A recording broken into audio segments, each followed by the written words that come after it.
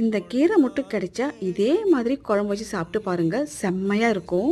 முடக்கத்தான் பூண்டு மிளகு குழம்பு செய்கிறதுக்கு கடாயில் கொஞ்சமாக நல்லெண்ணெய் விட்டு உளுத்தம்பருப்பு, மல்லி, ஜீரகம், மிளகு, வரமிளகாய், ஒரு கட்டி உரிச்ச பூண்டு, ஒரு கைப்பிடி முடக்கத்தக்கரையும் சேர்த்து கொஞ்சமாக பெருங்காயப்பொடி, லைட்டாக மஞ்சத்தூளும் சேர்த்துட்டு நல்லெண்ணெயில நல்லா சுருள வணக்கிட்டு சூடு நல்லா ஆறுனதுக்கு அப்புறமா இது கூடவே நெல்லிக்காய் சைஸில் ஊற வச்ச புளியும் சேர்த்து ஃபைன் பேஸ்ட்டாக அரைச்சி எடுத்துக்கணும். இந்த மாதிரி வணக்கிட்டு செய்கிறப்ப கசப்பே தெரியாது. இந்த குழம்புக்கு நல்லெண்ணெய் கொஞ்சம் ஜாஸ்தியாக ஊற்றி செய்கிறப்ப ருசியும் மனமும் சூப்பராக இருக்கும். தாளிப்புக்கு கடுகு, வெந்தயம், வரமிளகாய், ஒரு கட்டி உரிச்ச பூண்டு, கருவேப்பிலை, அறுக்கின சின்ன வெங்காயம், சின்னதாக ஒரு தக்காளி பழம், ஒரே ஒரு ஸ்பூன் அளவுக்கு குழம்பு மிளகாத்தூள் சேர்த்து நல்லா வதக்கிட்டு அரைச்ச விழுது தண்ணி கொஞ்சம் தாராளமாக விட்டு ஒரு ஸ்பூன் நாடு சர்க்கரையும் போட்டு மிதமான ஹீட்டில் நல்லா எண்ணெய் பிரிஞ்சு வர அளவுக்கு கொதிக்க வச்சு எடுத்தா முடக்கத்தான் பூண்டு மிளகு குழம்பு உடம்புக்கு ரொம்ப நல்லதும் கூட. சூடான சாப்பாட்டில் நெய் அல்லது நல்லெண்ணெய் விட்டு சாப்பிட்றப்ப வாய்க்கு ருசியாக இருக்கும்.